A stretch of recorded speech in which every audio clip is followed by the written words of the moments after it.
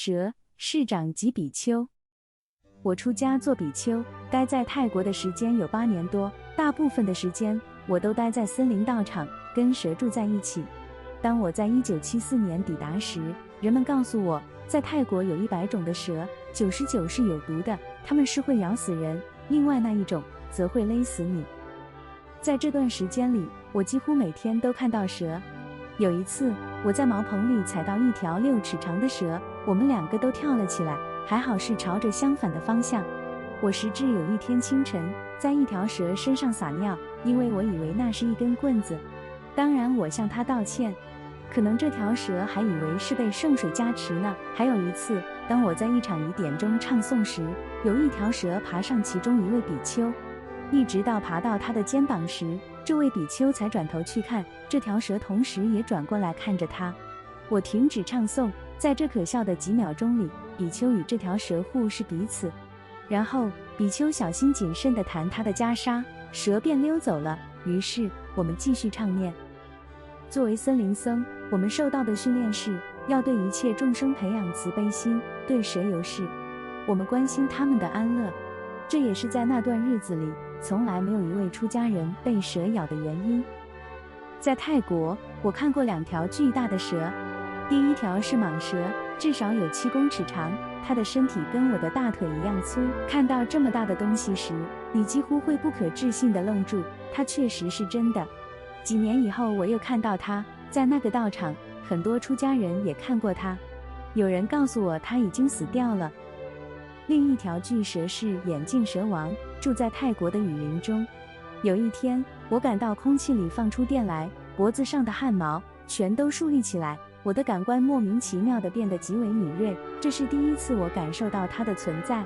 还有一次，我在森林的路径转角处看到一条粗黑蛇挡住这条1公尺半宽的路，我看不到它的头或它的尾巴，二者都在树丛里。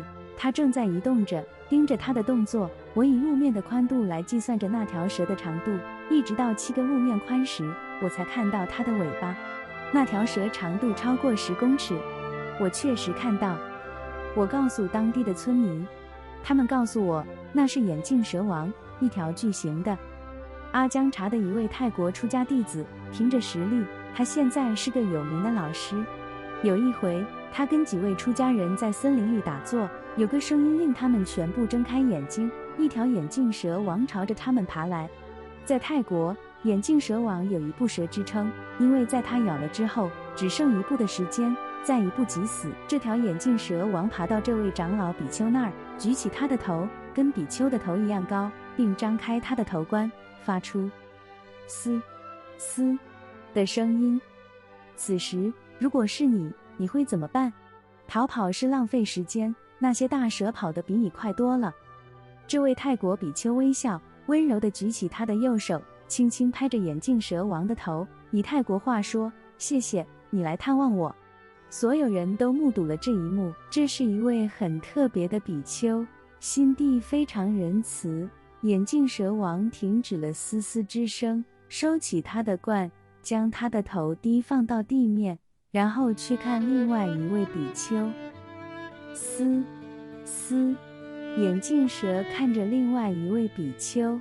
那位比丘说他绝对不可能去拍眼镜蛇王的头，他僵住了，只能默默祈愿眼镜蛇王会快快离开，去探访别的比丘。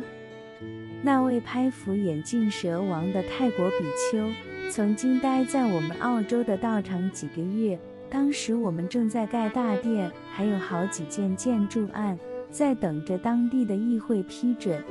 有天，当地市长前来拜访，要看看我们都在做些什么。市长当然是这个地区里最有影响力的人，他在这个地方长大，是个成功的农夫，也是道场的邻居。他的西装眉扣上挺出一个澳洲尺寸的胃，他绷紧了衬衫的扣子，铺露在他最好的裤子上端。这位泰国比丘带着温柔的笑容，竟然轻拍并抚着市长的大肚子。哦，老天！我想着，你不可以这样拍抚市长大人的肚子。现在我们的建筑案永远不会被批准了，我们完了，我们的道场完了。没想到市长先是微笑，接着哈哈地笑出来。才几秒钟之间，这位尊严的市长咯咯地笑了起来，像个婴儿似的。明显的，他喜欢他的肚子被这位特别的泰国比丘拍抚。我们所有的建筑计划都批准了，而这位市长成为我们最好的朋友与助手之一。关怀最重要的部分在于我们从何处出发。那位泰国比丘从纯净的心地出发，所以他可以拍抚眼镜蛇王的头以及市长的肚子，而且他们二者都很喜欢被拍抚。我并不建议你去试着这样做，至少在你像圣人一样关怀他人之前是不行的。